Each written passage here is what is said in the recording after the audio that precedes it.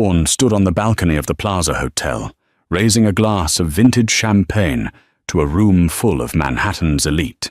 He had it all: a billion-dollar merger on the horizon, a stunning young fiancée named Tiffany clinging to his arm, and a past he had successfully buried, or so he thought. He was seconds away from announcing the engagement that would seal his empire's future. But as the applause swelled, the heavy oak doors at the back of the ballroom didn't just open, they slammed against the walls. The music died, the cheers evaporated, because walking down the aisle wasn't a late guest. It was the woman Julian swore he had divorced 5 years ago, and she wasn't holding a gift. She was holding a red legal folder that was about to cost him everything. The chandeliers inside the grand ballroom of the Plaza Hotel didn't just sparkle. They seemed to judge anyone net worth was under 8 figures. For Julian Thorne, CEO of Thorne Logistics, tonight was not just a party. It was a coronation. He adjusted the cuffs of his bespoke Italian tuxedo, glancing at his reflection in the darkened window that overlooked Central Park. At 42, Julian looked the part of the master of the universe. Silver fox hair perfectly coiffed, a jawline that seemed carved from granite, and a smile that could charm a snake out of a basket. "Darling, stop admiring yourself. You're making the waiters jealous," a voice purred beside him. Julian turned to see Tiffany St. Clair. She was 24, a former runway model, and currently the most expensive accessory Julian owned. She wore a dress made of liquid silver that clung to her frame like a second skin, and on her finger sat a 10-carat diamond that cost more than the gross domestic product of a small island nation. "I'm not admiring myself, Tiff," Julian lied smoothly, taking her waist. "I'm looking at the future. Do you see that man over there? The one with the cane?" Tiffany squinted her perfectly lashed eyes. "The old guy who looks like he smells like mothballs?" "That is Arthur Sterling," Julian whispered, his voice trembling with greed. "He controls the shipping routes in the Pacific. Tonight, after we announce our engagement, he signs the merger. Thorne Logistics becomes global. And you, my dear, become the Queen of New York." Tiffany giggled, the sound light and airy, devoid of any real substance. "I just want everyone to see the ring. My cousin Jessica is here, and she's been bragging about her husband's promotion to regional manager. I can't wait to see her face when she realizes she's breathing the same air as a billionaire's fiancé." Julian chuckled, guiding her toward the center of the room. He loved this about Tiffany. She was simple. She liked shiny things. She liked attention, and she didn't ask questions about business. She was the polar opposite of Ilara. Ilara. The name flickered in his mind like a dead light bulb. His ex-wife. The woman who had supported him when he was selling electronics out of the back of a van in Queens. The woman who had worked double shifts at a diner to pay for his first business license. She was plain, practical Ilara. She wore comfortable shoes and worried about 401ks. She read contracts. She asked questions. She was boring. Getting rid of her 5 years ago had been the smartest move of his life. Well, getting rid of her was a harsh way to put it. Julian preferred to think of it as outgrowing her. He had handled the divorce quietly. He told her the business was failing, that they were bankrupt, and that they needed to separate to protect her credit. He had presented her with papers. She had cried. She had signed. And he had given her a small settlement, enough to buy a condo in New Jersey, and sent her on her way. He hadn't seen her since. He assumed she was clipping coupons somewhere in the suburbs, probably married to a plumber. "Ladies and gentlemen," the MC's voice boomed over the speakers, snapping Julian back to the glorious present. "Please welcome your host, the CEO of Thorne Logistics, Mr. Julian Thorne." The applause was thunderous. Julian stepped onto the low stage, Tiffany trailing slightly behind him to ensure the spotlight hit her diamonds just right. Julian raised his hands for silence, basking in the adoration. Thank you. Thank you all. Tonight is a night of new beginnings. As many of you know, Thorn Logistics has been my life's work, but a king needs a queen. He turned and extended a hand to Tiffany. The crowd cooed. I am thrilled to announce that not only are we finalizing the merger with Sterling Global tonight, Julian said, nodding to Arthur Sterling in the front row, but I am also announcing my engagement to the love of my life, the future Mrs. Thorn, Tiffany St. Clair. The room erupted. Waiters popped corks on fresh bottles of Dom Perignon. Tiffany struck a pose, flashing the ring to the photographers. Arthur Sterling nodded approvingly, raising his glass. To the happy couple, Arthur shouted, his voice raspy but commanding. To the merger, Julian shouted back, feeling invincible. He took a sip of his champagne, the bubbles crisp and cold. He looked out over the sea of faces, bankers, politicians, celebrities. They all envied him. He had won the game of life. He was about to lean in and kiss Tiffany for the cameras when the energy in the room shifted. It wasn't a sound. It was a lack of sound. Starting from the back near the grand entrance, the applause didn't taper off naturally. It was strangled. Silence spread like a contagion, moving row by row toward the stage. People stopped clapping. They stopped drinking. Heads turned, necks craned. Julian frowned, lowering his glass. What is it? Is the catering cart on fire? Tiffany stood on her tiptoes. I think someone crashed the party. Look at that dress. Julian squinted against the stage lights. The double doors at the far end of the ballroom, usually manned by 2 large security guards, were wide open. The guards were nowhere to be seen. Standing in the archway was a lone figure. She was wearing red. Not just red. It was a crimson so deep and vibrant it looked like a fresh wound against the gold and cream decor of the plaza. The dress was structured, architectural, with a high neck and a back that plunged dangerously low. It was the kind of dress that didn't ask for attention. It demanded submission. Julian blinked. The silhouette was familiar, but the posture was wrong. The woman he remembered slumped her shoulders, trying to make herself smaller. This woman stood with the stillness of a predator. She began to walk. The click of her heels on the marble floor echoed in the silent room. Click, click, click. As she moved into the light of the chandeliers, Julian felt the blood drain from his face, pooling somewhere in his expensive Italian leather shoes. The messy brown bun was gone, replaced by sleek, jet-black hair cut into a sharp, asymmetrical bob that framed a face of porcelain-pale skin. The glasses were gone, revealing eyes that were cold, hard, and piercingly blue. "My God!" someone in the front row whispered. "Who is that?" Julian's throat went dry. He knew who it was, but his brain refused to process it. It was like seeing a ghost, only this ghost was wearing Valentino and looked ready to burn the haunted house to the ground. "Elara," Julian whispered, the name escaping his lips like a curse. Elara Vance, or as the invitation list would have read if she were on it, Mrs. Elara Thorn, kept her eyes locked on the stage. She could feel the weight of 300 pairs of eyes on her. 5 years ago, this would have made her vomit with anxiety. 5 years ago, she was the woman who apologized to the table when she bumped into it.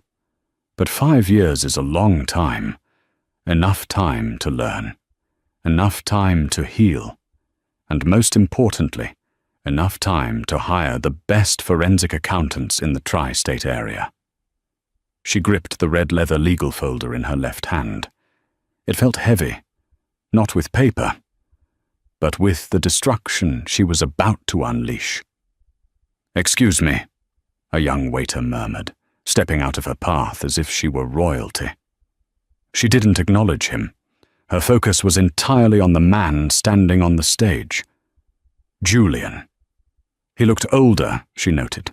The grey hair was new, probably carefully cultivated to make him look distinguished. He looked terrified. Good. And next to him, the girl.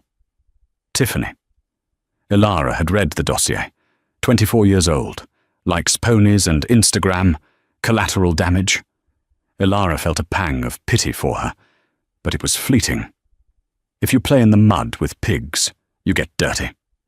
Ilara reached the middle of the dance floor. The silence was absolute now. Even the kitchen staff had peeked out from the swinging doors to watch. "Security!" Julian's voice cracked.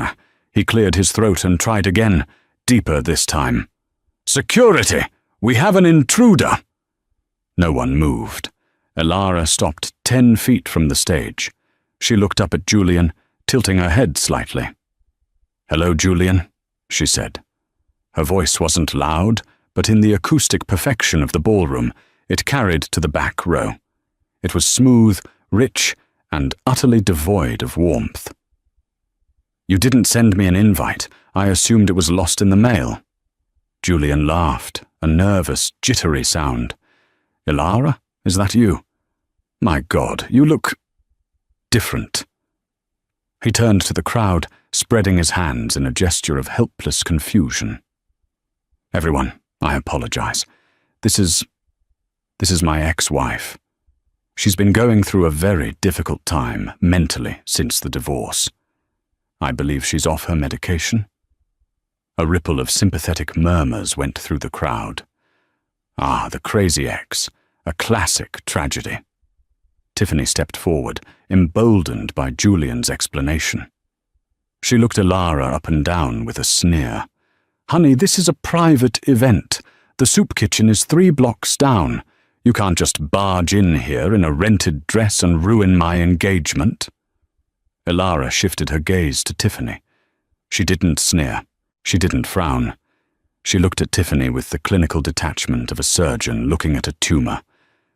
"Rented," Ilara repeated softly. "That's cute. This is a custom Alexander McQueen. And I didn't rent it. I bought it with the dividends from my stock portfolio, the one Julian thinks doesn't exist." Julian's smile faltered. "Ilara, that's enough. You're embarrassing yourself. Please just leave, and I'll write you a check for your trouble. I know money is tight for you." "Is it?" Ilara asked. She took a step closer to the stage. "Is money tight, Julian? Or is that just what you told me 5 years ago when you forced me to sign those papers in that dark little office in Queens? The company is bankrupt, Ilara. We have to divorce to save you from the debt collectors, Ilara." Julian's face hardened. "It was the truth. I built this empire from ashes after you left. You walked away when things got hard." "I didn't walk away," Ilara said, her voice rising just enough to cut through the air like a whip. "I was pushed. You told me it was for my own good. You told me you loved me too much to drag me down with you." She paused, looking around the room. She made eye contact with Arthur Sterling, the billionaire investor. "Mr. Sterling," Ilara said, nodding to him, "I admire your work with Pacific Cargo. Very impressive. I imagine you're a man who values due diligence?" Arthur Sterling frowned, leaning forward on his cane. "I am. Who are you exactly?" "She's nobody," Julian shouted, sweat beginning to bead on his forehead. "Arthur, ignore her. She's a bitter woman looking for a payout. Security. Where the hell is security?" "The security guards work for Thorn Logistics," Ilara said calmly. "Which creates a bit of a conflict of interest, doesn't it, considering the documents I'm holding?" She lifted the red folder. Julian came down the stairs of the stage, moving aggressively into her personal space. He towered over her, using his physical size to intimidate, a tactic that used to work wonders on the old Ilara. "Get out," he hissed, low enough that the microphone didn't pick it up. Get out now, or I will destroy you. I will bury you in so many lawsuits you won't be able to afford air to breathe. You signed the divorce papers. It's over. You have nothing." Ilara didn't flinch. She smelled his cologne, sandalwood and expensive lies. She smiled, and it was the most terrifying thing Julian had ever seen. "I signed the papers you gave me, Julian," she whispered back. "But you were always so cheap. You didn't want to pay a real lawyer to file them, did you? You gave them to your cousin, Vinny, to file at the courthouse to save $500. Julian froze. "Vinny," Ilara continued, "who had a gambling problem. Vinny, who took your filing fee and went to Atlantic City instead. Vinny, who never actually filed the divorce decree with the state of New York." The color didn't just drain from Julian's face. It vanished. "No," he stammered. "No, I have the decree. It's in my safe." "You have a piece of paper with a stamp on it," Ilara said. "A fake stamp. I checked the registry, Julian. I checked it 5 years ago, and then I checked it every week for 5 years. She stepped back, raising her voice so the whole room could hear. "You see, everyone thinks they are at an engagement party for Julian Thorne and his mistress." Gasps echoed through the room. Tiffany looked ready to slap her. "But you can't get engaged, Julian," Ilara said, opening the red folder and pulling out a certified document with a gold seal. "Because bigamy is illegal in the state of New York, and as of this morning, according to the county clerk, you and I have been happily married for 15 years. The silence that followed was heavy, suffocating. It was the kind of silence that precedes a bomb blast. Arthur Sterling was the first to speak. He stood up slowly, his cane thumping against the floor. "Julian," he barked, his voice gravelly. "Is this true?" Julian spun around, his hands shaking. "Of course not. It's a clerical error. A mistake. Vinny told me it was done. I have the papers. Vinny is currently serving 3 years for fraud," Ilara interjected smoothly. "He wasn't very good at forging court seals, apparently, but he was very good at taking your money." Tiffany grabbed Julian's arm, her fingernails digging into his tuxedo jacket. "Julian, what is she talking about? Are you married? You told me she was history. You told me she was a leech you paid off." "She is history," Julian yelled, losing his composure entirely. He pointed a trembling finger at Ilara. You witch! You knew for 5 years and you said nothing?" "I waited," Ilara corrected him. I watched you take the designs I drew on napkins, the logistics software architecture, and claim it was your genius idea. I watched you build Thorne Logistics using the seed money from my inheritance, which you claimed was lost in the bankruptcy. I watched you buy yachts and penthouses while I lived in a studio apartment in Jersey. She took a step closer, her eyes blazing. "I wanted to speak up," she admitted, "but my lawyer advised against it. He said, wait until he makes a move that requires absolute legal certainty. Wait until he puts his head in the noose." Ilara gestured to the banner hanging above the stage.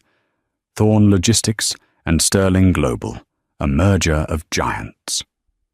"This merger," Ilara said, turning to Mr. Sterling. "I read the prospectus. It requires Julian Thorne to put up 51% of his personal stock in Thorne Logistics as collateral. Is that correct?" Arthur Sterling nodded slowly, his eyes narrowing. "It is." "Well," Ilara said, flipping to the second page of her document. "That presents a problem, because since there was no divorce, and since there was no prenuptial agreement, half of everything acquired during the marriage is marital property." She looked at Julian with a mock, sympathetic expression. "And since you built the entire company during our marriage, Julian, you don't own 100% of Thorne Logistics. You own 50%. The realization hit the room like a shockwave. If he only owns 50%, Arthur Sterling rumbled, he doesn't have the authority to pledge 51% as collateral. Exactly, Ilara said, which means this merger is built on fraud. You're lying, Julian screamed. He lunged for the folder in her hand, desperate to rip the papers to shreds. Give me that. But before he could touch her, a man in a dark suit stepped out from the crowd. He moved with a blur of speed, intercepting Julian and twisting his arm behind his back with practiced ease. Julian yelped in pain, bent over. Get off me, who are you? The man released him and flashed a badge. Detective Miller, NYPD, and I suggest you don't assault the witness, Mr. Thorne. Witness? Julian sputtered, rubbing his shoulder. Witness to what? To the investigation regarding tax evasion and securities fraud, Ilara answered for the detective. You see, Julian, when you file taxes as a single man for 5 years, but you're actually married, the IRS gets very upset, especially when you hide millions of dollars in offshore accounts that your wife technically co-owns. Tiffany let out a high-pitched shriek. Tax evasion? Fraud? Julian, you said you were clean. You said you were untouchable. I am, Julian insisted, his eyes darting around the room, looking for an escape, for an ally, for anything. This is a setup. She's framing me. Arthur, please, you know me. We've played golf. Arthur Sterling looked at Julian with pure disgust. I do business with men, Julian, not children who can't even manage their own divorce papers. The deal is off. No, Julian shouted. You can't. We signed the letter of intent. And I'm shredding it, Sterling said. He looked at Ilara. Mrs. Thorne, or should I say, Ms. Vance, you have my apologies for this charade. Thank you, Mr. Sterling, Ilara said, with a gracious nod. But we aren't done yet. She turned back to Julian. He looked small now. The master of the universe had shrunk to the size of a frightened, cheating husband.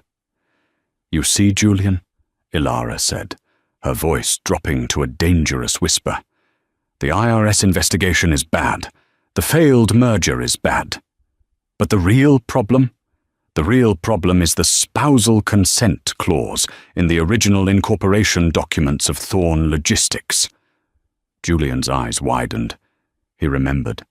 Buried deep in the original paperwork, back when they were young and in love, they had added a clause, a romantic gesture. Decisions regarding the sale or restructuring of the company require unanimous spousal consent. I never signed off on you acting as CEO, Ilara said. Technically, every decision you've made for the last 5 years is voidable. The ballroom of the Plaza Hotel had transformed from a coronation into a crime scene of social suicide. The silence had broken, replaced by the frantic clicking of camera shutters and the hushed, excited whispers of 300 guests witnessing the most spectacular downfall in New York society history. Julian Thorne stood alone in the center of the dance floor. The spotlight was still on him, but it no longer felt like adoration. It felt like an interrogation lamp. He turned to Tiffany, his hands trembling as he reached for her. Tiffany, baby, listen to me. It's a technicality. It's a paperwork error. I have the best lawyers in the city. We can fix this. Just stand by me. Tiffany St. Clair looked down at his hand as if it were covered in sludge. The adoration that had been in her eyes 5 minutes ago, the look that said, I am marrying a billionaire, was gone. It was replaced by the cold, hard calculation of a woman who had just realized her investment had crashed to zero. She slowly pulled her arm away. A technicality, Tiffany repeated, her voice shrill. Julian, you just lost the merger. You're under investigation by the IRS, and apparently you're still married to her. She gestured vaguely toward Ilara, who was watching the scene with a serene, almost bored expression. "It doesn't matter," Julian pleaded, sweat dripping down his temple, ruining his makeup. "I still have the company. I still have the penthouse. I can buy you another ring, a bigger one." Tiffany laughed, but it was a cruel, hollow sound. She looked at the 10-carat diamond on her finger, the ring she had been flaunting all night. Then she looked at Ilara. "Hey," Tiffany called out to Ilara. "Is it true about the assets? Does he really only own half?" Ilara didn't shout. She just nodded once, calm and precise. "Technically, less than half once the IRS levies the penalties for tax fraud. And since the penthouse was purchased 2 years ago, with company funds labelled as business expenses, it's currently being frozen by the court order I filed at 4:55 p.m. today." Tiffany's eyes widened. She looked back at Julian. "You don't even own the apartment." "I do, I will," Julian stammered. "Tiff, don't do this, I love you." "You love having a trophy," Tiffany spat. She began to twist the ring off her finger. For a second, Julian thought she was going to give it back, a noble gesture of ending things. Instead, she dropped the ring into her clutch purse and snapped it shut. "I'm keeping this," Tiffany announced. "Consider it a severance package for wasting 2 years of my youth." "You can't take that!" Julian lunged for her purse. "That's a $500,000 ring." Tiffany stepped back, and 2 of the security guards, who had been listening to Ilara's earlier speech about who actually paid their salaries, stepped in between them. They blocked Julian, crossing their arms. "Don't touch me," Tiffany hissed. She smoothed her silver dress, regained her composure, and turned to the crowd. "I would just like to say, I had no idea. I am a victim here, too." She walked away, her heels clicking rapidly as she made a beeline for the exit, not looking back once. Julian watched her go, his chest heaving. He felt stripped naked. He turned to Arthur Sterling, but the billionaire was already speaking to his assistants, undoubtedly instructing them to burn every contract with the name Thorne on it. Finally, Julian turned to Ilara. She hadn't moved. She stood like a statue of retribution in her crimson dress. "Are you happy?" Julian rasped, his voice broken. "You ruined my life. You destroyed everything I built. Why? Because I left you? Because I wanted to be happy?" Ilara walked toward him slowly. The crowd parted for her. She stopped inches from him, close enough that he could see the fine lines of determination around her eyes. "You didn't just leave me, Julian," she said softly. "If you had just left me, I would have cried, healed, and moved on. I loved you enough to let you go." She leaned in, her voice dropping to a whisper that only he could hear. "But you didn't just leave. You gaslit me. You made me believe I was crazy for suspecting you were cheating. You made me believe we were broke so you could hide the money. You made me sign papers while I was medicated for the depression you caused. You stole my dignity, Julian. You stole my trust in reality." She straightened up, her voice returning to normal volume. "I'm not destroying what you built, Julian. I'm repossessing what I paid for." She turned to Detective Miller, who was waiting patiently by the stage. "Detective," Ilara said, "I believe Mr. Thorne is a flight risk. He has pilot's license and a private jet fueled at Teterboro Airport. Or, our private jet, I should say." Detective Miller nodded. "Mr. Thorne, I'm going to need you to come with us. We have some questions regarding your tax filings for the years 2020 through 2024. "I'm not going anywhere!" Julian shouted, backing away. "This is insane! You can't arrest me at my own party."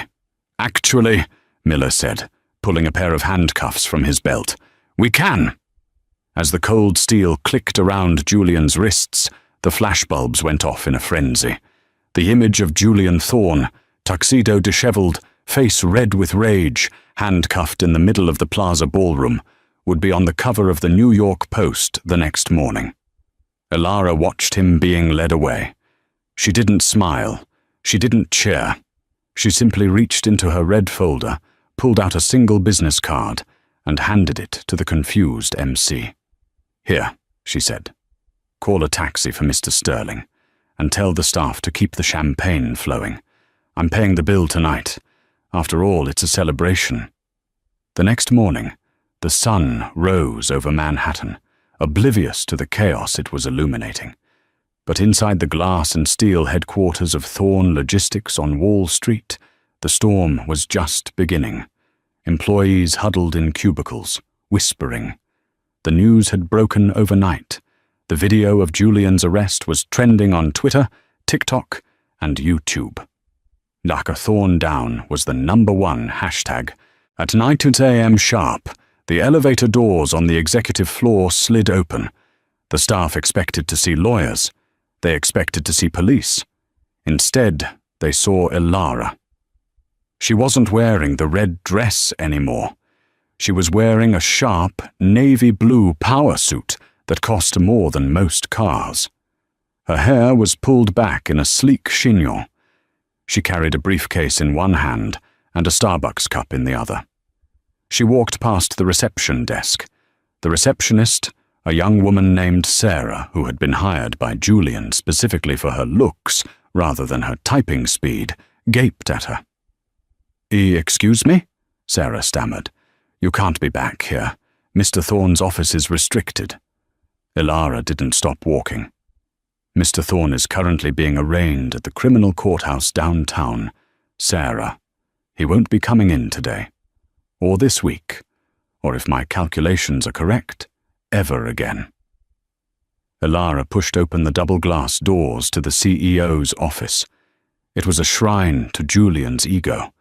A massive mahogany desk, a panoramic view of the harbor, and a portrait of himself hanging on the wall. Elara walked over to the portrait. She stared at it for a moment, then calmly reached up, took it off the hook, and set it on the floor, facing the wall. She walked around the desk and sat in the high-backed leather chair. It was comfortable. Too comfortable. It felt like a throne. "Mrs. Thorne?" Elara looked up. Standing in the doorway was Marcus Kane, the CFO of Thorne Logistics. Marcus was a weasel of a man, the kind of guy who knew where all the bodies were buried because he had handed Julian the shovel. He looked pale. "Mr. Kane," Elara said pleasantly. "Come in. Close the door." Marcus closed the door but didn't sit. He fidgeted with his tie. "Look, Elara, Mrs. Thorne, I had no idea about the marriage situation. Julian told me—" "Sit down, Marcus," Elara commanded. Her voice wasn't loud, but it had an edge of steel that made his knees weak. He sat. "I know you knew," Elara said, opening her briefcase and pulling out a tablet. "I know you helped him set up the shell companies in the Cayman Islands. Blue Horizon Consulting, Vertex Holdings, and my personal favorite, Single Man LLC. Marcus swallowed hard. I was just following orders. He's the CAO. He was the CAO, Elara corrected. As of this morning, the board of directors has received my emergency motion. Given Julian's incarceration and the fraud investigation, they have instated me as interim CEO, pending the asset division. She slid a piece of paper across the desk. This is a letter of resignation, Marcus. It cites personal reasons. Marcus looked at the paper, then back at her. His eyes narrowed slightly. And if I don't sign it? Then I hand this over to the FBI, Elara said, tapping the tablet. I have emails, Marcus. Emails where you explicitly discuss how to hide the profits from the Sterling merger to avoid paying dividends to the minority shareholders. That's federal prison time. Julian might be the face of the fraud, but you were the mechanic. Marcus stared at her. He realized in that moment that the plain, quiet wife he had ignored at company Christmas parties 5 years ago, was gone. This woman was a shark. He picked up the pen and signed the paper with a shaking hand. "Smart choice," Ilara said. "Now get out. Security will escort you." As Marcus fled the office, Ilara spun the chair around to look out the window. She didn't have time to gloat. She had a company to save. The phone on the desk buzzed. She pressed the speaker button. "Mrs. Thorne?" Sarah's voice came through, sounding terrified. "There's a... Mr. Thorne is here. He's in the lobby. Security is trying to stop him, but he's screaming." Ilara sighed.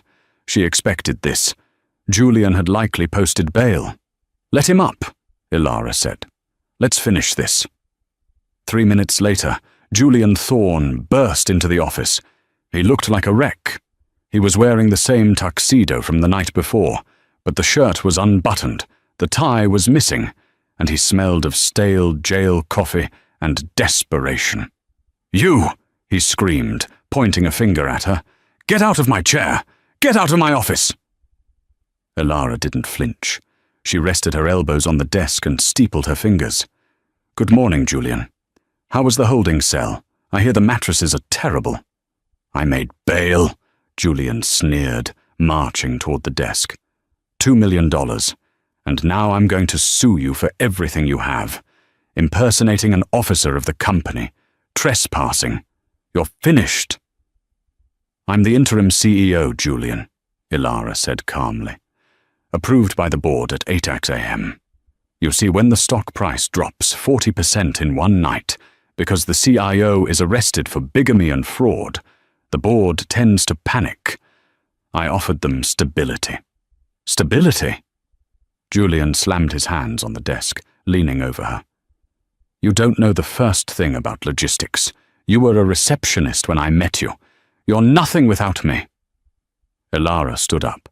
She wasn't tall, but in that moment, she seemed to loom over him. "I wasn't just a receptionist, Julian. I was the one who fixed your spreadsheets when you couldn't do the math. I was the one who negotiated the supplier contracts when you were too afraid to pick up the phone.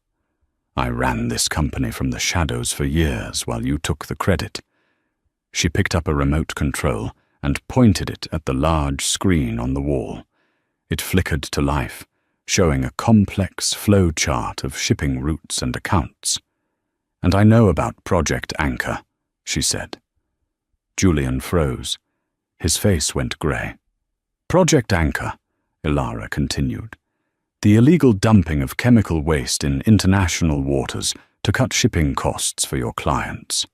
That's how you got the Sterling deal, isn't it? You undercut the competition by breaking environmental laws." "You can't prove that," Julian whispered. "I don't have to," Ilara said, "because you kept records. You're a narcissist, Julian. You keep records of everything to prove how smart you are. I found the hard drive in the safe at the house. The combination was your birthday. You really are that predictable." Julian collapsed into one of the guest chairs. He put his head in his hands. The fight had left him. He realized, finally, that he wasn't dealing with a scorned woman. He was dealing with a superior intellect that he had foolishly underestimated. "What do you want?" he asked, his voice muffled. "You want the money? Take it. You want the house? Take it. Just don't release the Anchor files. That's 20 years in prison. Please, Ilara, we were family once." Ilara looked at him. She remembered the man she had married, the charming, ambitious dreamer. She searched for that man in his eyes, but all she saw was greed and fear. "We were family," Ilara agreed. "But you killed that family, Julian. You killed it the day you looked at me and decided I wasn't shiny enough for your new life." She pressed a button on the intercom. "Security? Mr. Thorne is ready to leave, and please inform the NYPD that we have additional evidence to submit regarding environmental crimes." Julian looked up, betrayal written all over his face. "You said I thought we were negotiating." "We aren't negotiating, Julian," Ilara said, sitting back down in the leather chair. "I'm cleaning house." 3 weeks had passed since the party. The scandal was still the talk of New York, but the legal machinery was moving with brutal efficiency. Ilara sat in a conference room at the district attorney's office. The room smelled of stale coffee and floor wax. Across from her sat Detective Miller and the lead prosecutor, a sharp-eyed woman named D.A. Reynolds. "Mrs. Thorne," Reynolds began, organizing a stack of files. "The evidence you provided regarding the tax fraud and the environmental violations is substantial. We have enough to put Julian away for a long time. But there's a complication." Ilara raised an eyebrow. "A complication?" "Julian is pleading innocence on the intent," Reynolds said. "He's claiming that he truly believed the divorce was finalized. He's claiming that his cousin, Vinny, conned him. If the jury believes Julian was just a victim of his cousin's incompetence, he might beat the bigamy and fraud charges. He'll just get hit with negligence." Ilara frowned. "He knew. He told me to sign the papers, but he never gave me a copy. He knew Vinny was unreliable. It was calculated deniability." "We know that," Miller interjected, "but proving it in court is different. We need Vinny." "Vinny is in prison," Ilara said. "He was released on parole 2 days ago," Reynolds said, "and he's gone underground. If Julian's lawyers got to him, paid him off, Vinny could testify that Julian thought the divorce was real. That destroys our fraud case." Ilara tapped her fingers on the table. "Vinny. Vincent Gambino, Julian's cousin. A small-time hustler who always wanted to be a big shot, but lacked the brains or the charm." "I know where he is," Ilara said suddenly. The DA looked surprised. "You do? We have NYPD looking for him." "Julian and Vinny had a hideout when they were kids," Ilara explained. "An old fishing cabin in the Catskills. It belonged to their grandfather. Julian hated it. Too many mosquitoes. But Vinny loved it. He thought he was a rugged outdoorsman. Whenever Vinny got in trouble with loan sharks, he went to the cabin." "Can you take us there?" Miller asked. "I can give you the address," Ilara said, "but you might need me to go in. Vinny hates cops. He won't talk to you. But he always had a soft spot for me." It was true. In the early days, when Julian was too busy working to come home for dinner, Vinny would sometimes stop by with a pizza. He was a crook, yes, but he had felt bad for Ilara. He had seen how Julian treated her. 5 hours later, an unmarked SUV crunched up the gravel driveway of a dilapidated cabin deep in the woods of upstate New York. Detective Miller killed the engine. "Stay in the car, Mrs. Thorne. We'll clear it first." "He won't shoot," Ilara said, opening her door. "He's not violent. He's just a coward." She stepped out into the cool mountain air. The cabin looked abandoned, but she saw a thin wisp of smoke rising from the chimney. She walked up the rotting wooden steps and knocked on the door. "Vinny?" "It's Ilara." Silence. Then, the sound of a deadbolt sliding back. The door cracked open, revealing a face that had aged 10 years in the last 5. Vinny had thinning hair, bad teeth, and eyes that darted nervously side to side. "Ilara," he rasped. "What are you doing here? Did Julian send you?" "No," Ilara said. "Julian is trying to blame everything on you, Vinny. He's telling the feds that you tricked him, that you stole the filing money and lied about the divorce. He's going to let you take the fall for the bigamy and the fraud." Vinny's jaw dropped. "That rat! That dirty rat! I did what he told me to do." "I know," Ilara said gently. "Can I come in?" Vinny opened the door wider. The cabin was a mess of empty beer cans and instant noodle cups. Vinny paced the small room, agitated. "He told me not to file it," Vinny shouted, waving his hands. He said, "Vinny, Just stamp it with a fake seal. I don't want to pay the alimony. He said if we filed it for real, the judge would make him split the business assets because the company was growing. He wanted to keep it all. Did he pay you? Ilara asked. He gave me $5,000, Vinny scoffed. $5,000 to risk a felony, and now he's throwing me under the bus? He's going to send you back to prison, Vinny, Ilara said. Unless you help me. How? The DA is outside, Ilara said, gesturing to the window. If you testify against Julian, if you tell them he ordered you to fake the divorce, they'll give you immunity for the forgery. You walk free. Julian goes down. Vinny looked at the window, then at Ilara. He looked at the fear and determination in her eyes. He really replaced you with that model chick, huh? Vinny asked, shaking his head. I told him he was an idiot. You were the only real thing in his life. He made his choice, Ilara said. Now make yours. Vinny took a deep breath. He grabbed a dirty jacket from the back of a chair. All right, he said. Let's go fry the bastard. The Manhattan Criminal Courthouse was a fortress of grey stone and grim faces, but on the day of the People versus Julian Thorne, it felt more like a movie premiere. News vans clogged the streets, protesters holding signs about corporate greed and environmental justice lined the steps. Inside courtroom 302, the air was thin with tension. Julian sat at the defense table. The transformation was stark. The billionaire glow was gone. His skin was sallow, his eyes rimmed with red, and his expensive suit hung loosely on a frame that had lost 20 pounds in stress. He refused to look at the gallery, where former business partners and socialites whispered behind their hands.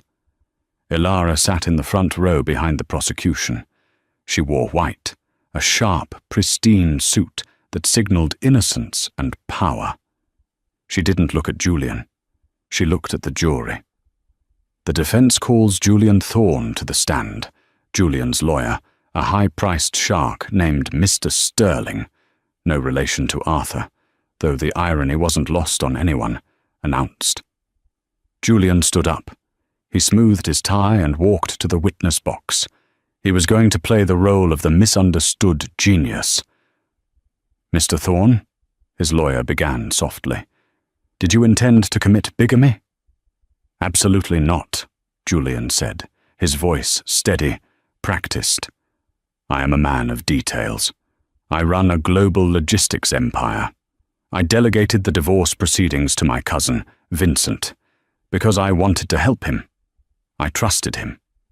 I had no idea he pocketed the money and forged the documents. I have lived the last 5 years believing I was a single man. He looked at the jury, flashing a dim, tragic smile. I fell in love with Tiffany. I wanted to start a family. Why would I risk everything I built for a lie? I am the victim of a family betrayal. The jury seemed to sway slightly.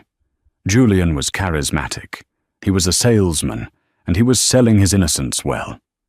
Then, D.A. Reynolds stood up for cross-examination. Mr. Thorne, she said, walking toward him. You claim you are a man of details, a man who checks everything. I am, Julian said. You check shipping manifests for cargo containers in Singapore? Yes. You check the fuel efficiency reports of your jet fleet down to the decimal? Of course. That is good business. So, Reynolds said, leaning on the railing. You expect this jury to believe that a man who checks the tire pressure of his delivery trucks didn't check the final divorce decree of his own marriage for 5 years? Julian clenched his jaw. I trusted my cousin. Let's talk about your cousin, Reynolds said. The prosecution calls Vincent Gambino as a rebuttal witness. A murmur went through the court. Julian's eyes widened. He hadn't known Vinny was in custody. He thought Vinny was in Mexico. The side door opened, and Vinny walked in, flanked by 2 marshals. He looked cleaned up, wearing a cheap suit Ilara had bought him. He sat in the witness chair and pointed a shaking finger at Julian. "Mr. Gambino," Reynolds asked, "did you forge the divorce papers?" "I did," Vinny said, his voice cracking. "Why?" "Because he told me to," Vinny shouted, looking at Julian. "He called me on November 14th, 2019. I remember the date because it was his birthday. He said, 'Vinny, I need you to make her go away, but I don't want to split the assets. The company is about to blow up. If I divorce her for real, she gets half. Just fake it. She's too quiet to notice.'" "Liar!" Julian screamed, jumping up from his seat. "You lying junkie, I never said that." "Order!" Judge Harrison banged his gavel. "Sit down, Mr. Thorne." "I have proof!" Vinny yelled over the noise. "I kept the voicemail. I knew you'd try to screw me over one day, Julian. I kept the old phone." The courtroom went dead silent. D.A. Reynolds held up a small evidence bag containing an old, cracked iPhone. "Your Honor, the prosecution would like to play evidence item 4B. The judge nodded. A hush fell over the room as the audio played over the court speakers. The voice was younger, more arrogant, but undeniably Julian's. "Vinny, it's me. Look, don't file the papers. Just get a seal made at that shop in Chinatown. Stamp 'em and give 'em to Ilara. She won't check. I need to keep the equity for the IPO next year. Just handle it, and I'll give you $5,000. Don't mess this up." Click. Julian stood frozen in the witness box. His face was the color of ash. There was no spinning this. There was no charm that could undo the sound of his own greed. "Mr. Thorne," D.A. Reynolds said, her voice cold, "you didn't just commit bigamy. You committed conspiracy to commit fraud, perjury, and grand larceny against your lawful wife. And that's before we even get to the Project Anchor environmental crimes." Julian looked at Ilara. For the first time in the trial, he locked eyes with her. He expected to see hate. He expected to see triumph. But Ilara just looked done. She looked like someone watching a boring movie reach its predictable end. She stood up, smoothed her skirt, and walked out of the courtroom before the verdict was even read. She didn't need to hear it. She knew the ending. 6 months later. The office that used to be a shrine to Julian's ego had been transformed. The dark mahogany was gone, replaced by sleek glass and warm, natural light. The portrait of Julian was long gone. In its place was a large digital map of the world, glowing with live shipping routes. Ilara sat at the desk, reviewing the quarterly reports. "Excuse me, Miss Vance. Ms. CEO." Ilara looked up. Sarah, the receptionist, was standing there with a smile. Sarah had kept her job, but Ilara had paid for her to take night classes in business management. She was now the executive assistant. "Yes, Sarah. We have the press waiting in the lobby for the rebranding announcement. And there's a letter for you. From upstate." Sarah placed a plain white envelope on the desk. The return address was the Otisville Federal Correctional Facility. Ilara stared at the envelope. She didn't open it. She knew what it would say. It would be begging. It would be blaming. It would be Julian trying to manipulate her one last time from behind bars, where he was currently serving year 1 of a 25-year sentence for fraud and environmental crimes. She picked up the letter. "Sarah?" "Yes, Mum." "Shred this," Ilara said, handing it back. "I don't read spam." Sarah grinned. "Understood." Ilara stood up and walked to the window. Manhattan sprawled out below her, a grid of endless possibility. The company, now renamed Vance Global Logistics, was thriving. She had settled the fines for Julian's crimes, fired the corrupt board members, and instituted a profit-sharing model for the employees. The stock was higher than it had ever been under Julian. And she wasn't alone. She had reconnected with old friends. She had started painting again. She had even gone on a few dates, though she was in no rush. She thought about Tiffany. The last she heard, the former model had sold the engagement ring, which Ilara had legally allowed her to keep as a gesture of pity, to pay off her own debts, and was now trying to launch a reality show that nobody wanted to watch. Karma had come for everyone. Julian had wanted a queen. He just didn't realize he already had one. He was just too blinded by the shine of fake gold to notice the value of the real iron next to him. Ilara checked her reflection in the glass. The woman staring back wasn't the plain wife anymore. She was powerful. She was just. And she was free. She turned away from the window and walked toward the door to face the press. She had an empire to run. So what did we learn from the fall of Julian Thorne? Julian made the classic mistake of the arrogant narcissist. He confused kindness with weakness. He thought that because Ilara was quiet, she was stupid. He thought that because she was loyal, she was submissive. He built a castle on a foundation of lies, assuming that the person holding the blueprint would never speak up. But the truth is, the most dangerous person in the room isn't the one shouting or bragging. It's the one who sits quietly, watches everything, and keeps the receipts. Ilara didn't just get revenge. She got justice. She proved that dignity and intelligence will always outlast flash and greed. What would you have done in Ilara's shoes? Would you have crashed the party, or would you have handled it differently? Let me know in the comments below. If you enjoyed this story of ultimate karma, please hit that like button. It really helps the channel. And don't forget to subscribe and ring the bell so you never miss a new story. Thanks for watching, and I'll see you in the next video. Thanks for watching.